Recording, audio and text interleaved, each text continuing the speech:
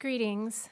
I'm Michelle English, and on behalf of the MIT Center for International Studies, would like to welcome you to today's Starr Forum.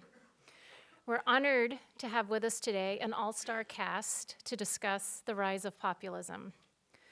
Before we get started, I wanted to mention an upcoming Starr Forum on November 15th with Steven Pinker on his latest book, Enlightenment Now: The Case for Reason, Science, Humanism, and Progress. Details for this talk and others are available on our website, or you can pick up a flyer at the entrance and also sign up to get our email announcements if you haven't already. In our typical fashion, today's talk will begin with our speakers, followed by a Q&A with the audience. For those asking questions, please line up behind the microphones.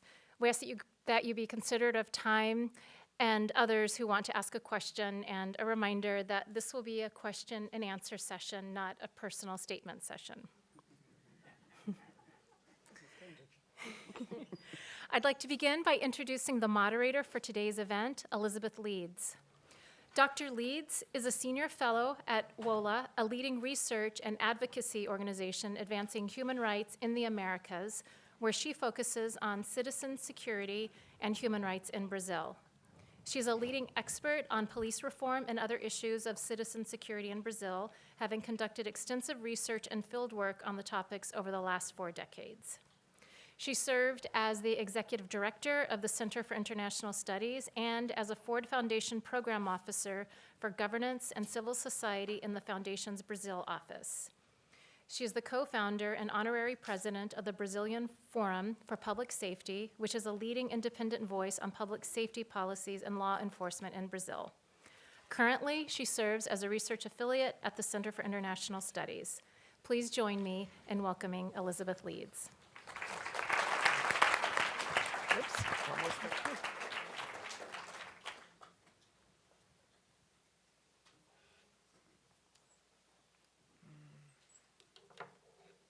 Whoops, didn't mean to do that. Thank you very much for this invitation to both speak about Brazil and moderate this panel.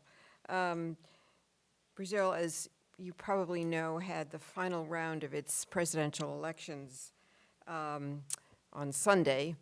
And the winner was a man named Jair Bolsonaro, who had been in the Congress for almost 25 years. He is a former military official and considered something of a far right-winger, evangelical, and is probably best known to the public by making some pretty outrageous statements over the past few months regarding women, blacks, and gays. And he tends to stand by those statements. Okay.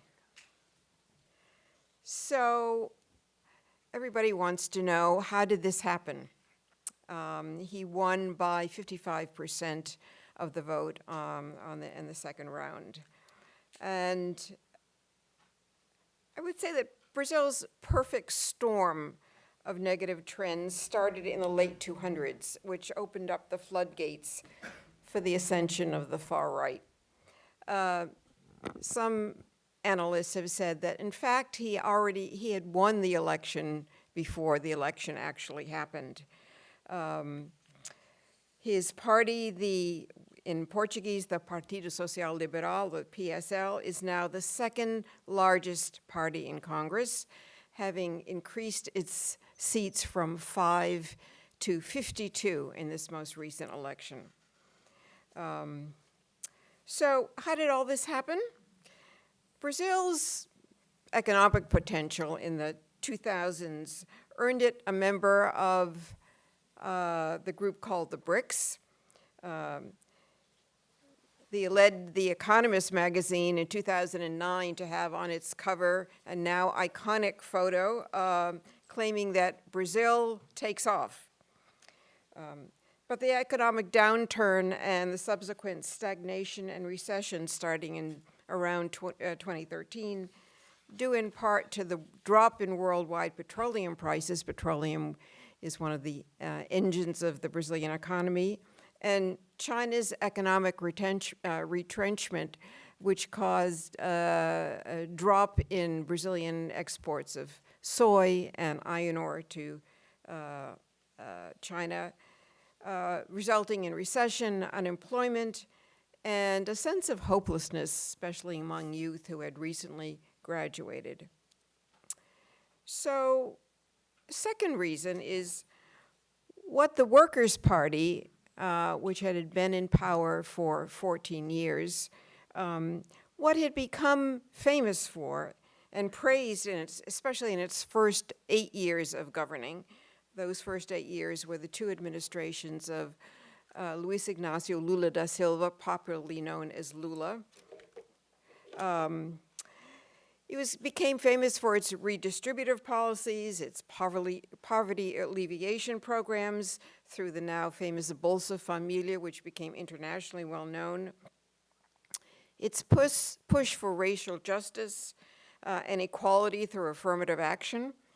Its focus on gender equality, attention to LGBT rights, gay marriage. All of these policies became fodder for those who were not benefiting from economic redistribution and were resentful at the attempts at racial justice.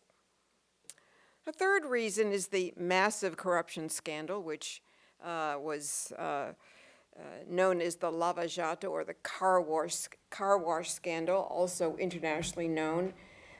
This occurred on the Workers' Party's watch, but affected politicians from all parties and businessmen of 12 different businessmen and politicians from 12 different Latin American countries. And this gave it a further pretext for attacking the Workers' Party, known as the PT, and its redistributive policies. And finally, but no less a motivating force, the increase in violent crime, with in 2017, over 63,000 homicides in the country, multiple prison rebellions in 2017, and the spread of organized criminal activity all over the country. These factions are now in every single state and dominate all the prisons in the country. So this added to an insecurity and led people to search for a savior. Okay. So what can we expect from this new administration? Granted, the election was Sunday. Bolsonaro does not take office until January 1st, but he's been very busy getting his cabinet, getting his ministries set, and talking about what he wants to do. Now, some of the outrageous statements he makes, in part, were to rile up his base. Once we see what the actual policies were, may be a different story altogether. But the most acute issues that people are aware of, or afraid of, are reversals in environmental regulations, especially in the Amazon. And this is largely to favor agro-industrial interests. He is planning to join the environmental and agricultural development ministries, which clearly present conflicts of interest. And related to this, he's planning to reverse many of the indigenous reserves in order to expand agricultural activity and mining, thus reducing the amount of land that indigenous populations have. Second, he's planning to, he says, criminalize social movements. So, for example, the well-known MST, or the landless movement, may be prosecuted under the anti-terrorism laws that were promulgated under the regime, under the administration of Dilma Rousseff. Third, he has attempted, as already has happened, constraining academic expression, labeled as ideological or communist. He's asked students to tape lectures of teachers in high schools and professors in universities to detect objectionable or ideological speech. The protection of minority rights, for example, affirmative action, LGBT rights, gay marriage, etc., gender rights, is in jeopardy. He has created greater leniency regarding police violence, in effect giving carte blanche to police to shoot whom they think is a criminal without asking first. This is his solution to violence. This policy of confrontation is a guiding norm for public safety policy. This is already the case in many states, but this will just up the ante for this kind of politics, and is a major factor in the escalating crime in the country.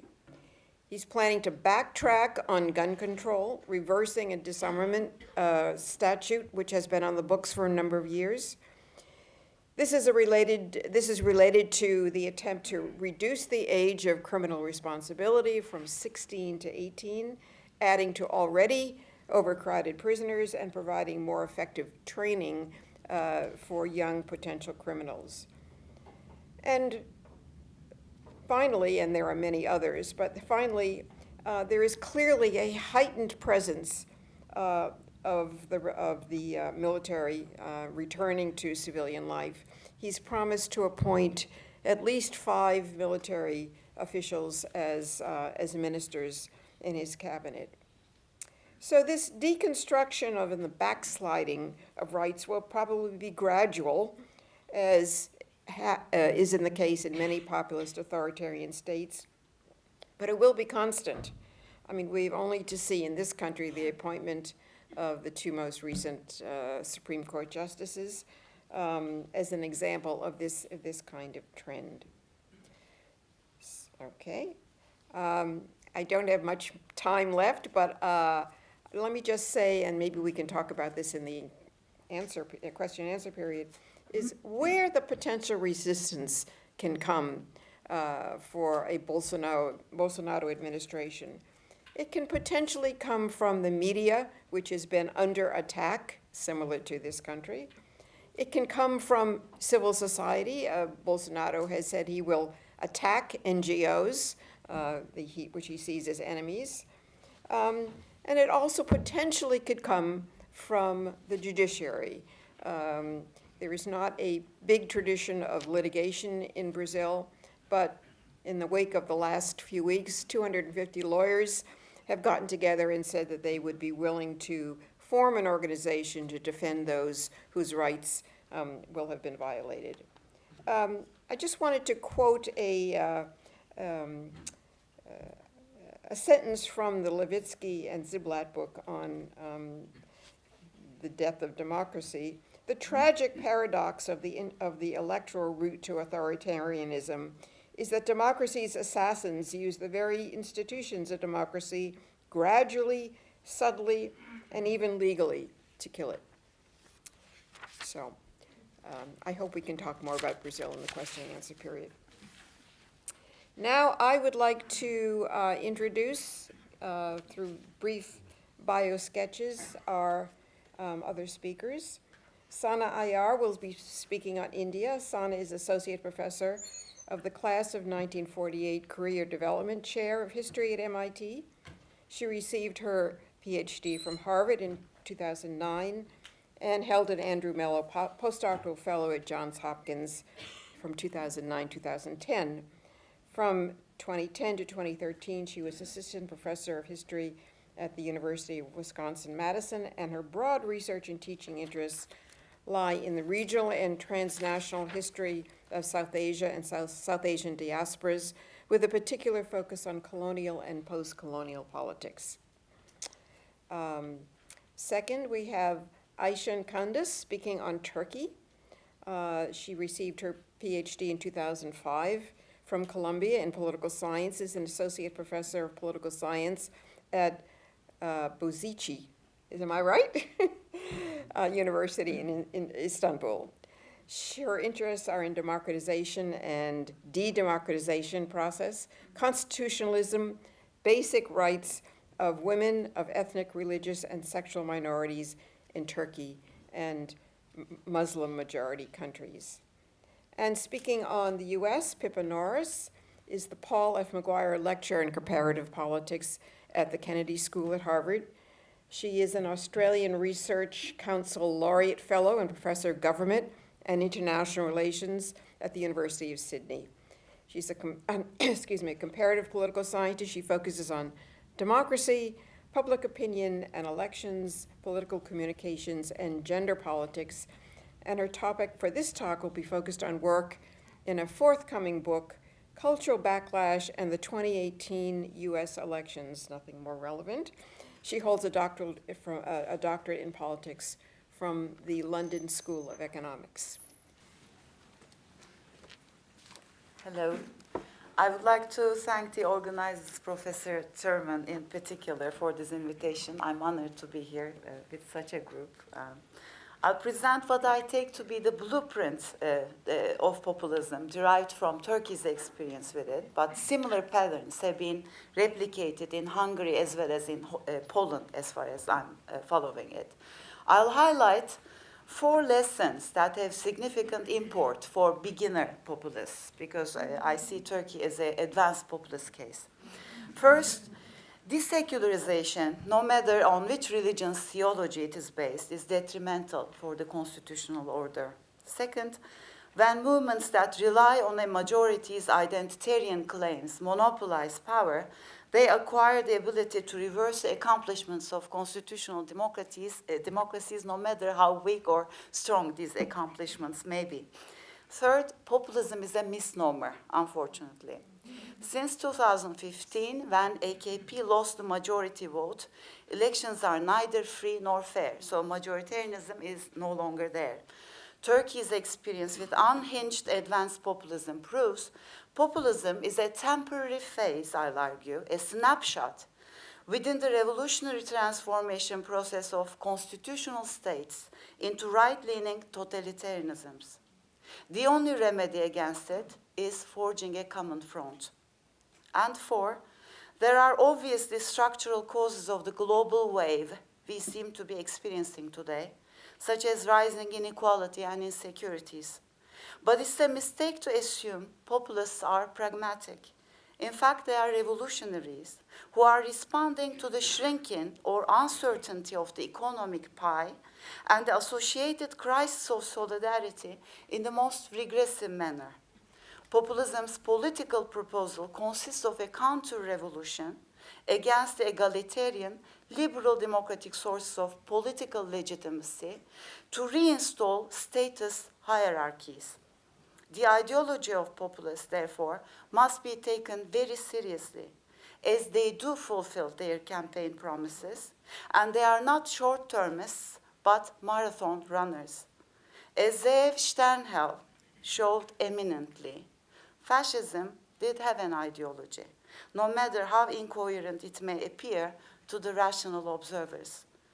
To ground these broader conclusions, I'll try to answer the following 3 questions in the case of Turkey. First, what was the trajectory from populism to right-leaning totalitarianism in Turkey? Second, what were the mistakes of the opposition? And third, what are the structural factors that prepare the fertile ground for recruitment of various groups into the populist movement?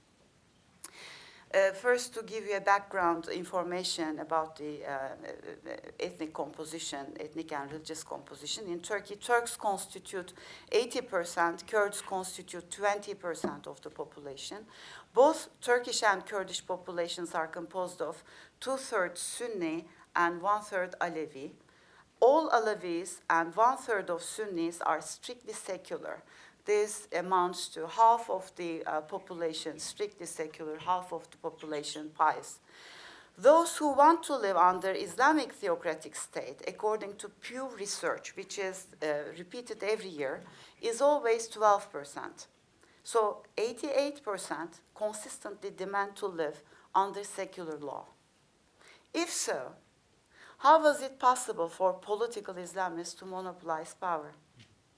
The short answer to that question is the fact that the majority failed to forge a common front. Why couldn't they do so? Since 1980s, there is an ongoing Kulturkampf, or politicized cultural divide, on 2 major fault lines in Turkey. First one, the Kurdish issue, major demands of which are recognition of Kurdish identity, some form of regional autonomy, equal representation, and first and foremost, the abolition of 10% national threshold, national level electoral threshold that was put into practice in 1983 to prevent Kurdish parties from entering the parliament. 10% threshold grossly skewed every election result. So much so that in 2002, AKP came to power with 34% of the votes, which translated into 66% of the seats in the parliament. The electoral threshold that was designed by the 1980 military coup to keep Kurds out, ironically let Islamists in. Second fault line is the question of secular republic or Sharia-based monarchy. These two fault lines also cross-cut one another in the sense that many Turkish seculars who are, for example, gender and LGBTQ egalitarian turn illiberal authoritarians on the Kurdish issue because they suspect that granting Kurds cultural rights and autonomy would lead to the partition of the country. Similarly, intensely religious portion of Kurds supported and still support the Islamist Party, even when a tremendously repressive anti-Kurdish policy is in place. Religious Kurds' primary preference seems to be Islamization. While the secular state demanding Kurds and Turks together constitute a majority, the disagreement over the Kurdish issue rendered Turkish and Kurdish Democrats incapable of forging a solidarity on secularism-Sharia divide either. So why call the transformation in Turkey revolutionary, especially given its authoritarian history and its terrible record of human and minority rights? And why, this is a very popular topic nowadays, what is happening today cannot be equated with the repetition of Kemalism. The first reason, the new regime is Islamist. Kemalist authoritarianism was also ideologically driven and top-down, but it was secularist.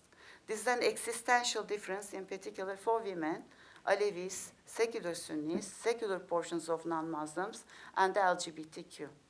Second, the new regime rejects the three constitutional legal level norms that the Republic institutionalized, for better or worse. The first one was equality of men and women. The second one was equality of Muslim and non-Muslim. And the third one was equality of the ruler and the ruled. Whether these norms could get fully realized under the Republican years is a separate question, and clearly not. But these were the permanent norms of the constitutions of the Republic since 1920s.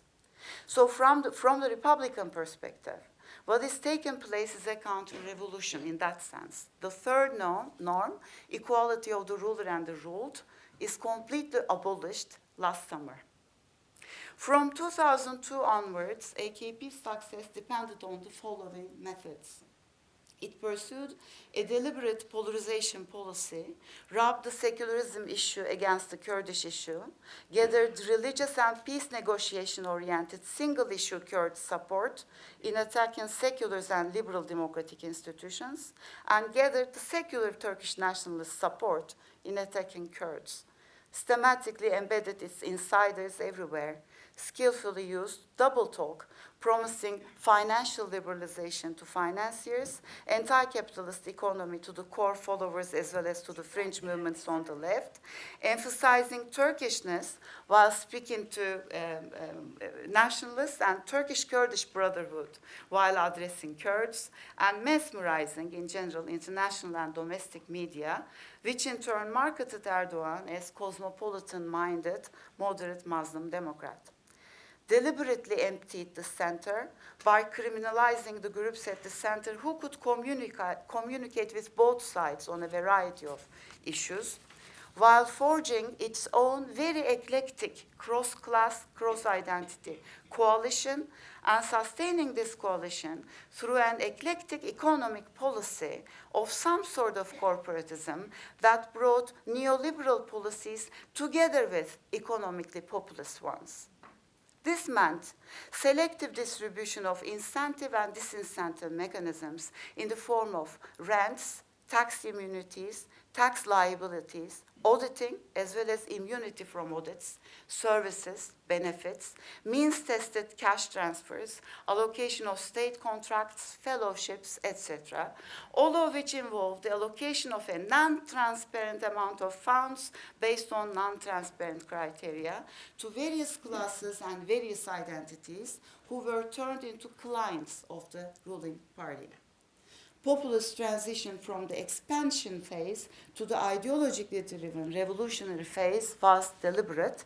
2 months before the democratic Gezi uprising in 2013, AKP's Istanbul deputy Aziz Babuşçu, addressing the members of a government-affiliated association, stated, quote, "Those who have become our partners in one way or another will not be our partners in the coming decade.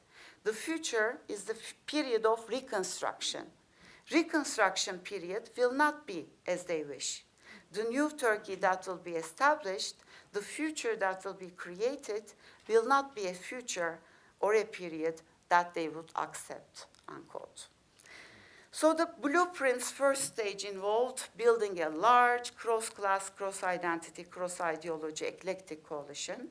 This included the organizers, an informal corporatist coalition of the very privileged and the very underprivileged, the core populist movement, almost all organized interests who had a stake in financial liberalization on the one hand and democratization on the other, and the group that I'll call the cynics.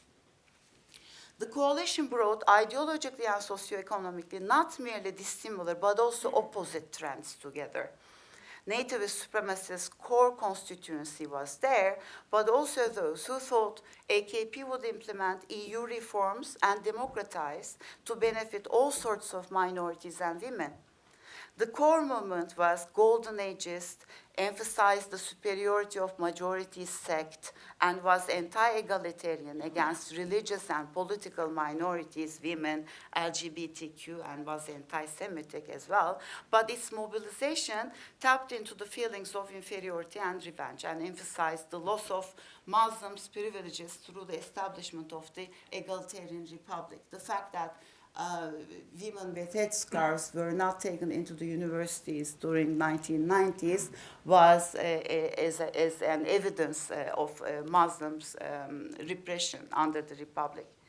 The group I call the cynics provided support at critical junctures. It included major figures of the left, liberal journalists and academics, as well as leftist fringe movements. Some due to categorical cynicism, some due to inverted Orientalism, or lack of any democratic expectation, or due to categorical anti-systemic preferences, supported the populists, while the cynics constituted a tiny minority, given their dominance in mainstream media and academy, and their global connections. They had the power to shape the domestic and global public opinion.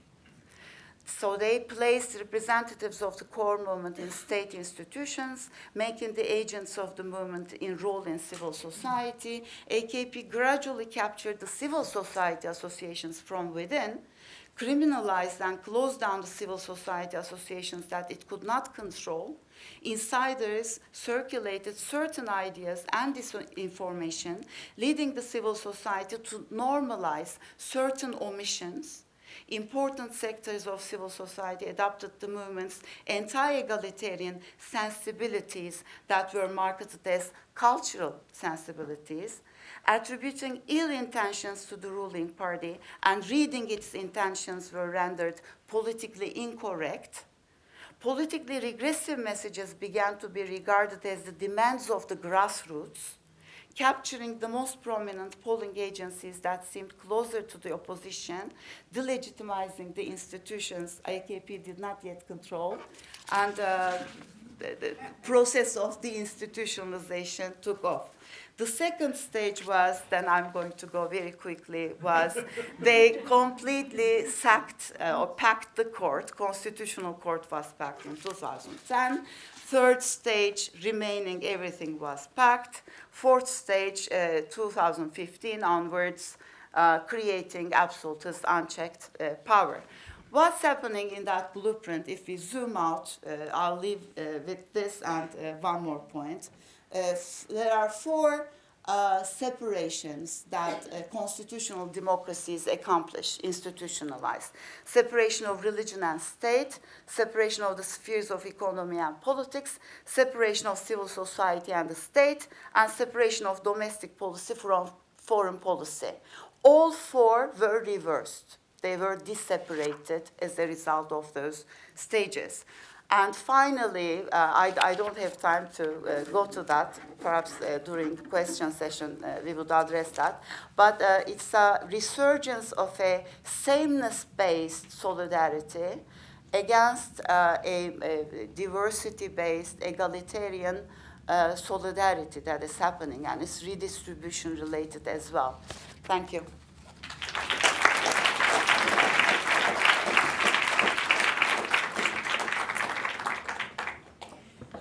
So thank you all very much, and good afternoon, MIT, and nice to see you all.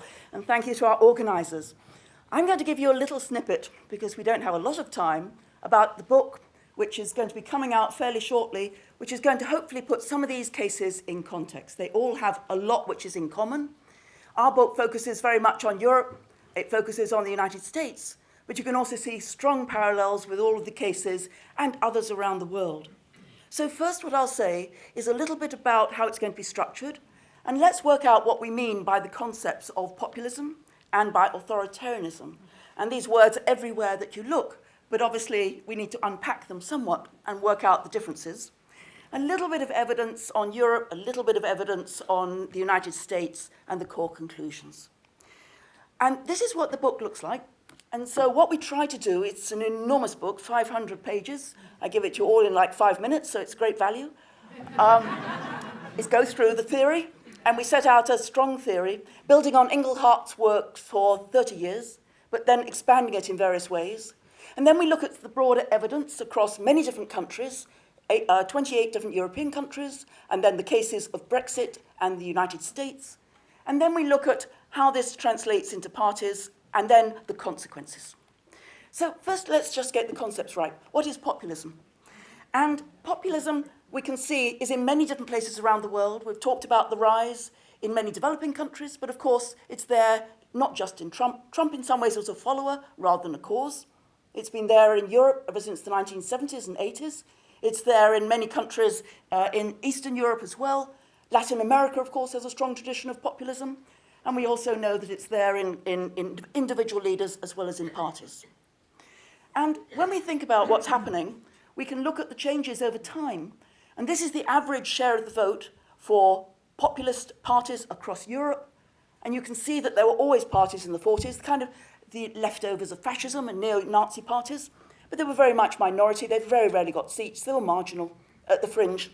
What happened was in the 1980s, when they started to increase their share of votes and, of course, seats, they gained platforms, they gave respectability, and increasingly we can see today they've really moved ahead. But again, it's not a brand new phenomenon. It's been around for many, many years, and therefore we need to understand these long-term trends as well as the patterns in particular countries. How does it vary across different countries around the world, and in Europe in particular? And this shows you the patterns. So before we all say, well, for example, it's unemployment, it's recession, it's the impact of the housing crisis and the euro crisis in Europe, well, yeah, it's there in the Mediterranean, it's there in Greece, but it's also there in some of the most affluent countries, such as Sweden and Norway, such as the Netherlands. We can think about patterns of inequality, and certainly in certain Central Eastern European countries, high levels of inequality have grown, but it's also there again in some of the most egalitarian societies around the world. It's there in Anglo-American democracies, it's there in consociational democracies. So our theories and simple solutions don't explain it very effectively. So what is populism? There's two elements, there are only two. We strip it down to the core. And the first is clearly anti-establishment, and that's against anybody who's in Congress, who's been around for too long, or in Parliament, anybody who's part of the media, the fake news, anybody who's part of the establishment in the judiciary, who is seen as partisan, anybody who's part of the old intellectual groups. I'm afraid many of us in this room are ones who are going to be attacked, as they said in Britain, experts who need experts. Secondly, vox pop. If you can't trust the old institutions, you can't trust the liberal representatives, you can't trust the established parties, then who do you trust? And again, in all the cases we've talked about the role of corruption and the way in which we can't see the old, so we go to the vox pop, the people, ordinary people, and the people on the street who are seen to have the legitimate power. So it's not necessarily anti-democratic, it's anti-liberal democracy. That's a really important lesson to learn, and it can be positive for democracy. If the system is corrupt, of course we should try and have power going back to the people. Who could be against that? Trouble is that what happens is that it's often very few mechanisms of direct democracy, and you allow, therefore, the strong leader to come in, and again, as we've said in the cases here, who says, I'm the people, I can speak for the people, I can defend the people. Trump, I am the one who can speak for you. And what you have, therefore, is often populism which is linked into authoritarianism. And authoritarianism is a very loaded word, so let's be precise. We can talk about authoritarian regimes, but here what we're talking about are authoritarian values. And again, I've heard echoes of that in all the presentations so far. So authoritarian values have three elements for us. One is security. You're under threat.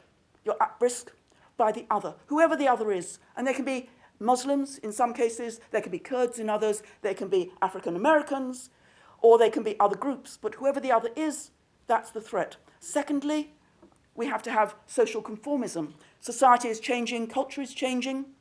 Outsiders are trying to change my values, our values, society's values, what America stands for, what Britain stands for. And those threats, therefore, are seen as ones which are particularly problematic for conservatives. And lastly, loyalty.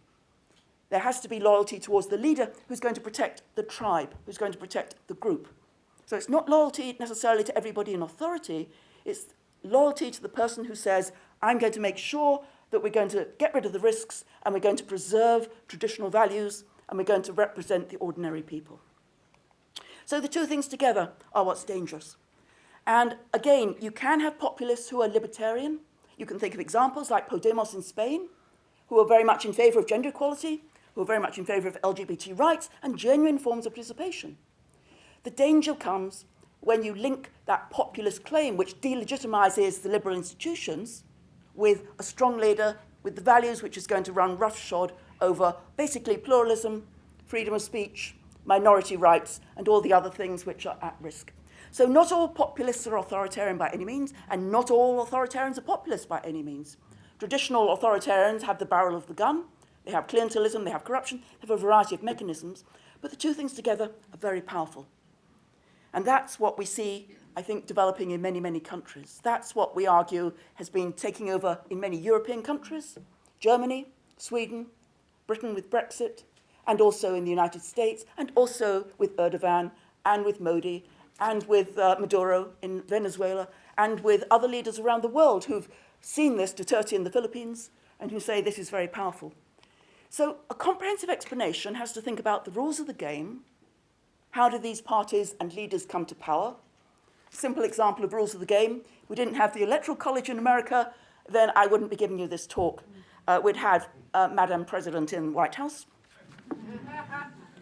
Demand side is about the public and their values and their norms, and you have to say, why might it be that these values have revived in some of the affluent countries, in countries which are modern? And then lastly, you also have supply. And so obviously that's things like what the parties are doing, what the leaders are doing, and you have to have everything in interaction. So institutions provide opportunities. The demand is where the public says yes, even though we've had a long period perhaps of democracy, we're dissatisfied with how it works, and you have to have leaders and parties who say, I'm going to stand for you, and really things have gone too far. Now, what is most important is a matter of interpretation. But basically, there's two core explanations. And I'm going to give you these two theories. And in fact, I won't give you too much evidence because we don't have any time or whatever. But the two theories are ones which you've heard. But let's think them through a little bit. On the demand side, one explanation for why now is economics and globalization. And we heard that being echoed again in some of our talks.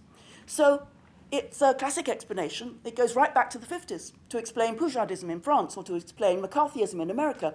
And classics in sociology use this theory. Seymour Martin Lipset, for example, Daniel Bell. And it was thought of as an authoritarian reaction against the forces of modernity. Well, speed up 20, 30, 40 years, and now you still find this explanation very popular. For example, in my own school, Danny Roderick talks about the impact of globalization on markets and on jobs, and the unskilled and those who've lost out economically by the threat of migrants coming over with cheaper labor, by the threats of manufacturing industry in many parts of America declining, particularly in semi-rural areas, not the rural, but the semi-rural areas. And therefore, if this is true, we should find support for all of these parties is strongest amongst certain social groups. We can test this, we can look at some evidence. And particularly it should be that the least well-off are supporting these parties. The economically marginalised, the unskilled workers who've been kicked out of jobs, people with long-term unemployment, people who are welfare benefit dependent, who are also feeling a sense of economic insecurity, right? You've heard that argument. We say, in fact, the evidence doesn't really support it very well at all. Here and there is some evidence, particularly feelings of economic insecurity. But if you look at the objective indicators, for example, who voted for Trump in the 2016 elections, who voted GOP in 2018, and if you look across the exit polls, you can clearly see it wasn't actually the poorest groups, the least well-off, the people under 20,000 K in America. In Europe, it isn't the poorest who necessarily voted for Brexit, despite the cliches. Education matters, but other things of social class don't really work out very strongly. And most of them, when we test them, the only one that really survives is economic insecurities, feelings of economic insecurity. But is that because people are economically insecure, or because they're told that they're economically insecure by the leaders who want to ramp up the threats, whether it's of caravans about to attack America, or whether it's about migrants who are going to come in and take your job? So what's the other explanation? This is the one which our book is about, and it's about to come out, so you're about to be able to buy it very reasonably from Cambridge University Press at a very good price for paperback. So what we do is we build on Ron Inglehart's work, and you'll all know, I'm sure, have heard of Ron Inglehart as the master in terms of political culture. And he argues that in the 1960s and 70s, there was the silent revolution. Remember, that was the idea that the young people, the students, the educated, the affluent, were changing their values, moving away from material values to post-material, moving away from attitudes, for example, of patriotism and nationalism towards cosmopolitanism, moving away from ideas of marriage and the family in the traditional sense towards ideas of flexible and fluid gender identities, support for LGBT rights, a wide range of different forms of sexuality, towards gender equality, towards an idea that women and men should have interchangeable roles. Well, that's familiar. So what's happened? What we're arguing in our book is that essentially social liberalism in the 60s and 70s was always a minority, and the younger generation in particular, and the educated were the ones who were the largest adherents to those values, and that over time, population change has really increased social liberalism dramatically. It's moved from a minority increasingly towards a majority in the population as a whole. In American society, look, for example, at the attitudes towards homosexuality. Look towards attitudes on same-sex marriage. You couldn't have talked about that 20 years ago. Now it's mainstream. And there are many other examples of social tolerance expanding. So if that's true, why on earth have we got a Trump?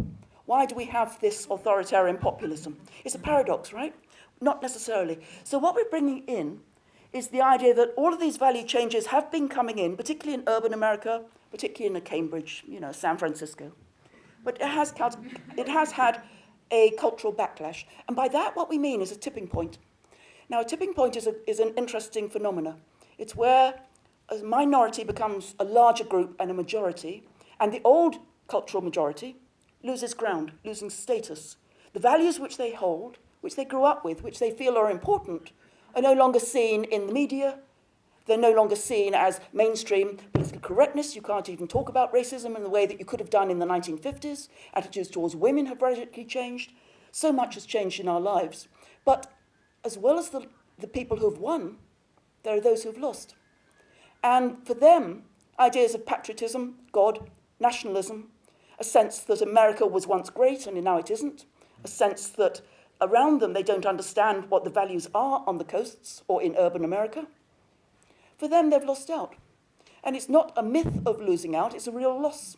because, again, the things which they value, and it's the older generation, it's the white generation, it's those in semi-rural areas, it's the least diverse parts of America, and that's also true if we look in Europe as well, it's the least diverse parts of Europe. Those groups have tipped from an old majority increasingly towards a minority, a growing minority. But here's the kicker. They are in the population big changes. But even though that group, we argue, has had a generational tipping point and become a new minority, in the electorate, they still vote. Young people, by and large, don't. Now, there was a little bit of sign yesterday, when was it? I mean, it seemed like it was yesterday, that young people were being mobilized strongly. You saw, for example, on gun control, there was a really new young movement which is vibrant, and young people were turning out who'd never voted before. But, by and large, if you're at a tipping point and you're just changing from a minority to a majority or the other way, and particularly when you're losing ground, but you can still be just the majority of the electorate, then you can have decisive impacts. And exactly the same was true in Brexit. This was the future of Europe. This was young people's opportunities. They stayed home. They stayed in bed. They said, oh, well, you know, we're going to be part of the EU. We've been there 40 years. Why would we bother to vote? And older people who felt that Britain was slipping away, who were talking about things like empire, for goodness sake, in 2018, who have, the whole of the BBC, by the way, is nothing but 1940s Britain was, you know, winning the war, etc. I mean, this nostalgia towards the past is in the grip of those who feel that somehow Europe is foreign. The continent starts over there, continent starts over there. But others are threatening them, whether it's foreigners. And remember, it's not pure racism. Britain is a multicultural society. It has many groups, Bangladeshis, Indians, and Afro-Caribbeans. And that wasn't the problem. That was the 50s and 60s. The problem is often white Polish Catholics who've come into work, or the French who've come into London for financial jobs, or a variety of different groups who are seen to threaten traditional British culture. Now, if this is true, what we're saying, what we're also arguing, and I'll sit down then because I'm afraid I have to run, is that the old cleavages in politics were left-right. They were things we could accommodate. They were things about, do you want more taxes or more spending? Do you want more benefits or do you want more, a smaller sector of government? And we can compromise on that. We can talk about it. We can bargain. We can come out to a solution. Infrastructure, we can come out to a solution. On these cultural issues, we can't. It's a new cleavage, which is dividing authoritarians who believe that socially conservative values have to be reasserted because they're under threat, and liberals, or libertarians to be precise, who believe that these values are ones that need to be moved forward. And because the authoritarians have mobilized, so now the liberals are mobilizing equally and polarizing the progressive movement in the Democratic Party, for example. So big changes, and those cultural issues are ones which often it's very difficult to give ground. And therefore, intolerance is increasing on both sides. Can you, for example, be just a little bit sexist? Maybe. Can you be a little bit racist? Maybe. But again, as certain groups have become emboldened by the leadership and able to say things that they wouldn't have said 20 years ago, perhaps, or wouldn't have said in public, or wouldn't have said in a broader public sphere, the hate groups, for example, which have come out the woodwork, and the groups who are now in Germany who are protesting against migrants, or the groups who are using hate speech in other countries. Those groups are really expanding, and as a result, the left and those who are liberal is also becoming more intolerant because the centre ground gives way. It's the kind of T.S. Eliot classic thing.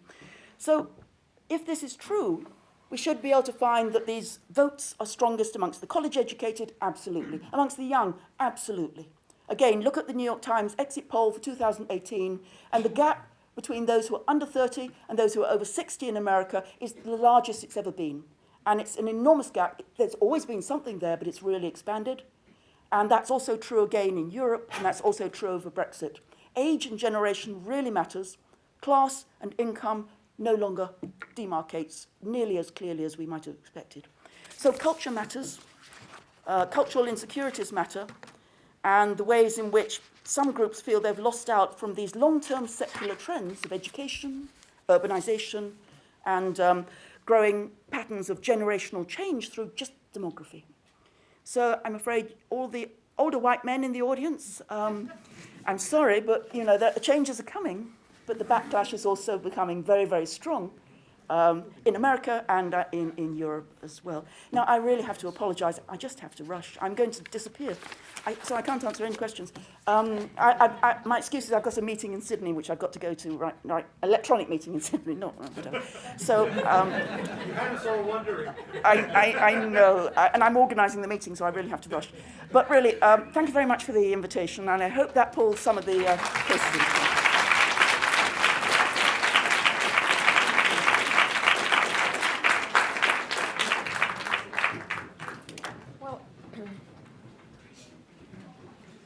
As Michelle mentioned earlier, we're going to have questions on both aisles. So if you do have a question or a brief comment, please line up at the microphones.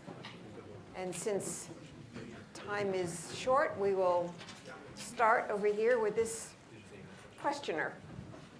Hi. Could you identify yourself? Oh, I'm Una Haidari. I'm a fellow at the Center for International Studies at MIT. I have a question that I wanted Pippa to stay for, but so two questions. The first thing is, all of you refer to all of this as populism and not as nationalism, which is kind of the term that I'm from the Balkans. We call it nationalism more than populism, rather.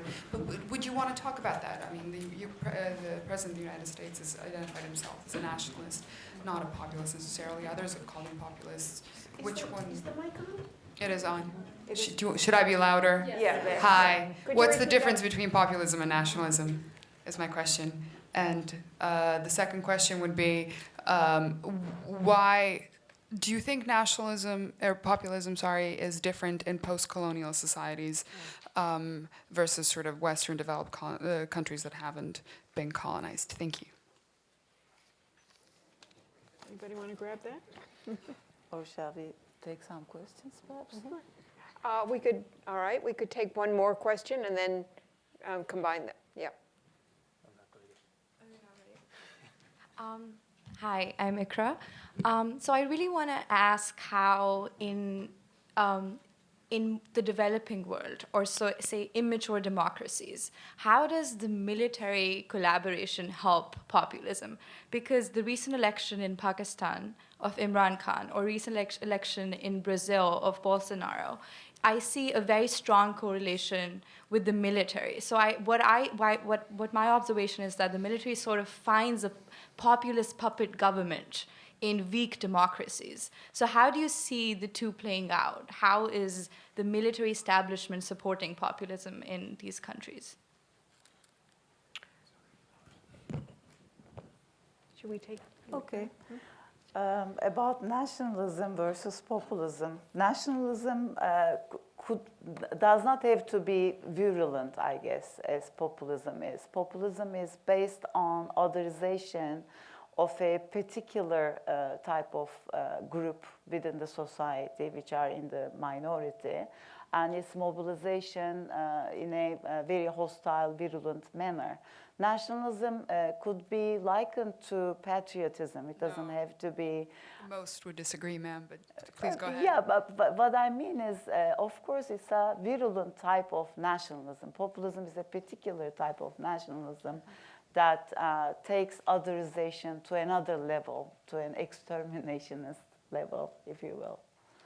That's how I see it. About the post-colonial context, perhaps Aiyar would say something. The military collaboration question, Turkey is perhaps in 1950s, 1960s, nationalism in Turkey, 1960s populism in Turkey, could have some similarity to Pakistan's recent issues.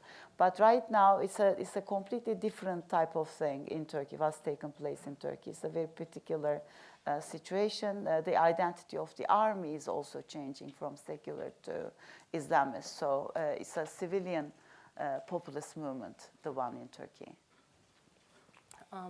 Thank you for that question. You know, the reason why I quoted Rabindranath Tagore at length in my opening and closing remarks is because he really was a critic of nationalism. And I think in his writing and also sort of Gandhi's writing, there was a sense looking at Europe that you know, nationalism does lend itself to this kind of populist authoritarianism. And but nationalism can both be but I think those thinkers recognize also that nationalism can be emancipatory. After all, the rights, freedom, equality ultimately seemed there seemed to be a consensus from the late 19th century onwards that it's the nation state that ultimately is able to give that individual through citizenship, all these things that other formations, political formations weren't able to give. But in that, I think there is that struggle of defining the nation. And that's where sort of this definition of nationhood is not something that's given, but that's constructed, that's historically contingent, and is always contested, I think is really important. The ideas, the values that the last speaker spoke about. Because there is also the other side is the tyranny of that singular definition of nationalism, the exclusiveness of it. And I think that really is the struggle. And so what populist leaders and movements are able to do is to really deploy these sentiments, the affectiveness of nationhood and nationalism and belonging to these populist sort of kinds of policies and politics. On the sort of post-colonial sort of question, which I think speaks to the question you raised about Pakistan as well. India in very so actually in Pakistan, Zulfikar Ali Bhutto, the first populist, much like Indira Gandhi, in fact stands as a sort of non-military person. And I think again there is that sort of sense of democracy and a certain kind of democratic nationalism lending itself to populism. And not all populists are bad, right? It's that combination, the trifecta in some ways of the majoritarianism, the authoritarianism, and the populist sort of sentiments that ultimately can create a pretty explosive situation. But as far as post-colonial sort of countries were concerned, and this sort of, at least for British, sort of the British Empire that I can speak to, there are certain cleavages that were introduced right from the early sort of 20th century onwards, in fact, from the mid-19th century onwards, where for much of South Asia, there's a division, like political society is defined along these religious lines, right? You're given the right to vote based on whether you're Muslim electorate or Hindu, and in much of Africa, it's divided not so much along religious lines, but ethnicity, or what we call sort of tribes, but it's, ethnicity. And ultimately, at the moment of decolonization, and this is where I think populist leaders, both, in most post-colonial countries in South Asia as well as Africa, ultimately, they are able to get rid very quickly in most countries, not so much in India, of the liberal democratic sort of secular sort of state person, the sort of leader, on the basis of saying, well, they were just set up by the post-colonial government. And that process of decolonization, where there's a sense that the post-colonial leader was set up by the sort of exiting state, allows for a certain kind of populism, whether we think about Uganda with Idi Amin's coup, and here there are military coups that sort of take place.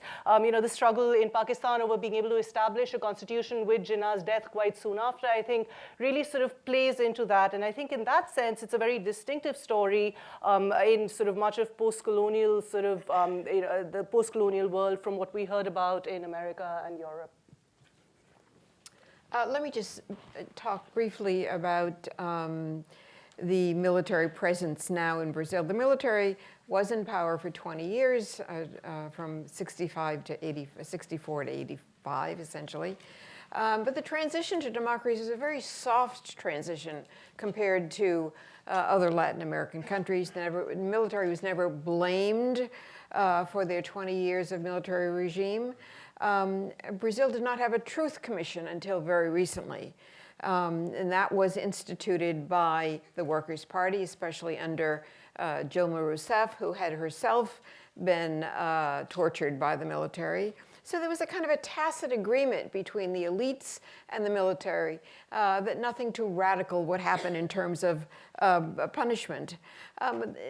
Some argue that the PT creating a truth commission sort of broke that tacit agreement, and that the military, now that they had one of their own, Bolsonaro was a captain in the military, before he joined Congress, one of their own gaining power, it creates an opening for a military presence. We don't know yet how much that presence will be manifested. As I mentioned, Bolsonaro has said he's going to create 5 ministers, he's going to put military in charge of 5 ministries. So the moment has created an opportunity which they didn't really want before.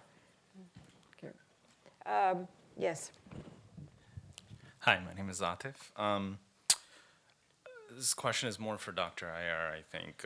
So could you speak to maybe the resilience of Indian and maybe the South Asian countries in general in terms of their judiciary in being able to, deal with these forms of populism, and what, if any, are irreversible changes that these forms of populisms may have impacted those specific countries? Thanks. Do we want to take a few questions? We can take one more, yes. Hi, this is a question to Ms. Jandas. I'm Murat, an undergraduate student of physics. I'm from Kyrgyzstan. So my question is twofold. So where do you think Kyrgyzstan is headed? It's surrounded with authoritarian strongman players, and Kyrgyzstan has been known as the oasis of democracy. And the second question is, Kyrgyzstan, how can it use tribalism to survive? How can it use tribalism to basically sublimate all of these things and be seen as the true democratic, state? Did I understand the question correctly? May I rephrase the question? You're asking about Kurdistan. Kyrgyzstan. Kyrgyzstan. Yeah. Okay, Kyrgyzstan, and about tribalism. Could Yeah. it? Oh, I heard it as Kurdistan, so okay. And the first question was? Where do you think Kyrgyzstan is headed? It's surrounded with like authoritarian, countries like. I mean, Russia's influence seems particularly strong, and it looks like some of the phenomena that we are now defining as populism, which seems to have different strands, perhaps the one particular to minority political parties in Europe, as opposed to countries like Turkey. But some of these models are also similar to Russia's neo-patrimonialism. It's also defined as neo-patrimonial model. And it seems to me that area, which was ex-Soviet republics, these are creating one-man rules that are very patrimonial, crony capitalism, very corrupt in general. Oh, sorry, you said chronic capitalism? Crony capitalism. Okay. What is it? So patrimonialism, neo-patrimonialism is defined that way in general. So I don't know too much about Kyrgyzstan to say more about it, but in general, the Central Asian countries they seem to be replicating the same model in the area. I don't know whether that helps at all. How about second question? The second question, I mean, tribal thing is included in the definition of patrimonialism. Patrimonialism is a kind of majoritarianism that defines a homogeneous identitarian identity for the nation, the genuine nation, and it disseparates the distinction that's institutionalized in constitutional democracies about the distinction between economy and politics, and instead it completely politicizes also the economy. The market is not really free. The government contracts are a way of making people richer or poorer. So that's called crony capitalism. Tribalism is part of that, I guess, depending on the type of population. It's funny you say it's, Excuse me, let's give somebody else a chance. Yeah, last comment. In the national myth, Kyrgyz are born from a mother, so it's like, it's supposed to be matriarchal, but yeah. Teşekkür ederim. Sorry, yes. On the question of the resilience of the judiciary, and certainly I can speak with a little more knowledge to India. It goes back to a very strong constitution, right, that was put into place, very quickly after independence, and a clear separation of the judiciary from sort of the executive. And it also goes to the people who occupy, positions. So I think that resilience is going to continue, and certainly the judiciary has been a balancing act on much of the kinds of political policies that are being put into place, and there has been a sort of certainly more recently with sort of LGBT rights and other rights, so the judiciary certainly has upheld, what we would call liberal values. But on the other hand, the judiciary, and now here I'm thinking also of sort of legal cases, right? The law as process. Corruption cases, whether they are against sort of Congress politicians or other politicians, they take ages to be cleared, and ultimately every politician is acquitted, right? So that makes so that the process is not as efficient, even if the values might be being upheld in certain sort of spaces. And if I think that if the Hindutva agenda of changing and rewriting history in textbooks and institutions, educational institutions, really changes, and this actually for me is the much more long-term threat, it's the marathon that I think sort of you mentioned, then ultimately as this generation of judges and lawyers sort of pass, the next generation, who might be inculcated in a different sense of nationhood and national identity at the school and higher education level, for them the values that are changing then in Parliament are going to be upheld, right? And the citizenship bill, for example, can very quickly be taken to court and to sort of make Muslim minorities, especially in the borderland areas of India, where there has been sort of a long history of migration, given the neighbors that we have, it'll really create a certain sense of insecurity for a lot of citizens. Thank you. Two more, one from either side, over here. Thank you. My name is Tom. I'm on staff here, and I'm Brazilian. That is, I'm a Brazilian citizen.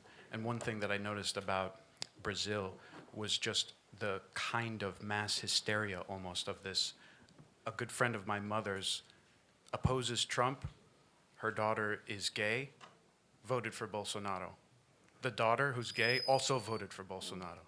I mean, this is just, it's just phenomenal. And I think that it was caused by all of these crises. Can you speak to, when I say crises, that of economic crisis, crisis of personal security, and political crisis of legitimacy of the parties?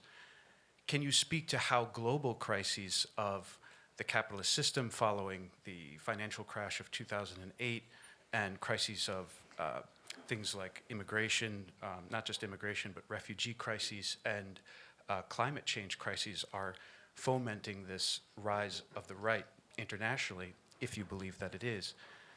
And secondly, I want to ask about something that Martin Luther King Jr. raised in his letter from a Birmingham jail, which is the danger not just of the worst reactionaries like the KKK and the people in hoods, but the moderates who sort of enable them. In fact, Emmanuel Macron today wrote a piece in Le Monde, folks may have seen it, but praising Philippe Pétain. And of course, once this election just happened, the first thing that Nancy Pelosi said was, I want to reach across the aisle and collaborate with, Trump and so on. So I think that we have to call out the sort of liberals and centrists who may enable and allow and collaborate with this rise of the far right as an enabling factor. And I want to hear your comments about that as well. So take one more over here. Yeah, my question is to Professor Aiyar. I mean, you spoke of India's tolerance, right? So let me begin by saying that India's tolerance is a myth. We saw that in '84, we saw that in the '90s, we saw that in 2002. So while the Congress was opportunistically communal, can you argue that the nature of communalism under Narendra Modi has changed post-2002 because it began to mask itself as a nationalistic force, which was never done before? That's the question. Yeah. Do you want to? About the Brazil question, perhaps well, you'll continue. Do you want to ask? Certainly. So I completely agree that the tolerance is not perfect in any way. And you mentioned 1984, 2002. But I think, and this is where I go back to the sense of ideas, right? Even as there was violence committed against many different communities, and some of it sort of state-sponsored, and '84 certainly with the Congress. there wasn't an underlying ideology, right, and a political vision that wanted to be seen through. So in any society, so I don't sort of at all contest, I think you're absolutely right, that there is it isn't a perfect tolerance, but I think at least the aspiration or the definition, and that's where the Constitution gets written, and you have certain laws sort of in place, and a culture, a value system, a milieu of nationhood, an idea of nationhood that will at least aspire to that tolerance and diversity.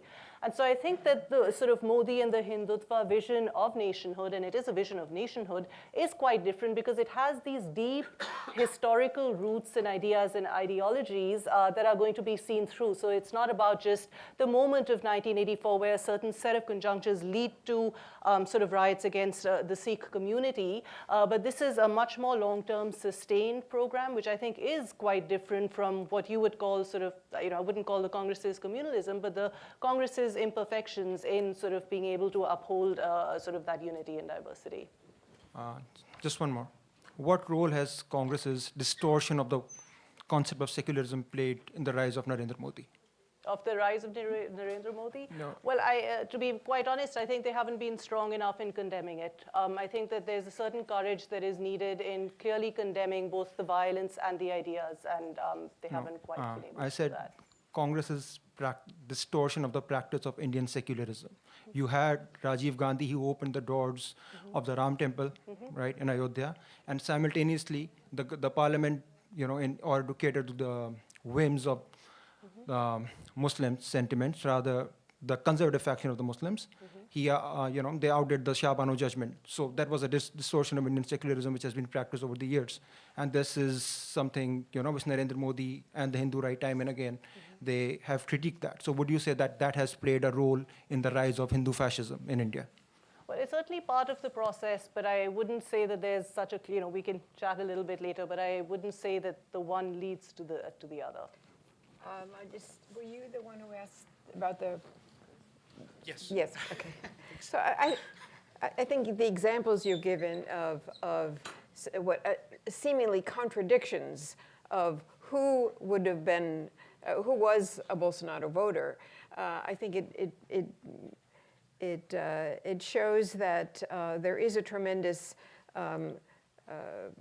there are contradictions within society, but the economic and the security issues were overriding, I think, the fear that people have for those, especially the security issues. It's a tremendous fear that people are looking for a savior, Salvador da Patria, despite potential discrimination for themselves. I think that the world, well, Brazil is part of certainly the world economic situation. The economic downturn, as you pointed out, was very much a part of that, and created the kind of economic insecurity that so many of that generation are feeling. So I think that's. Does anyone want to take my second question about the role of moderates in enabling the rise of right-wing populism? Perhaps I can say a few things about that, because in Turkey that was an issue as well. Of course, populism deliberately polarizes into two camps. And then in the social democratic or center-left parties, there's generally this debate, and I see it getting repeated in so many contexts right now. Should we go to left, to the more socialistic policy, that kind of route, or should we go right in order to address the population that is voting for the populist? Should we try to get their votes? And that discussion also fragments the social democratic parties into two. And in Turkey, for example, it really fragmented the social democratic center-left party. One part began to address Islamism it became more mainstream as a result of that. Islamism became more mainstream. And the people who wanted to politicize economic issues more, they cannot do much because as I try to explain during my presentation, there is an economic populist policy context that the populist government, Erdogan's people are doing all the time. So there are those economically populist policies that they are conducted. For that, you need to have public funds under your hand. So when they are already doing those things on the basis of clientelism, the Social Democratic Party cannot really promise I'm going to come to power, plus I'm going to give you this, give you that. So in a way, they become more and more defensive and reactive as a result, instead of becoming proactive, because the populist governments are economically populist as well as neoliberal at the same time. There's that basic contradiction built into it. So as a result of that, I think the voters become single-issue voters. I think that explains the contradiction you have. There is a precise reason why a gay person may choose to vote for this guy if there is a single issue that she or he favors. Michelle, how are we doing on time? Do we need a? Okay. Sorry, I think we're past our closing time. But if you want to ask questions of people on the panel, please help yourself.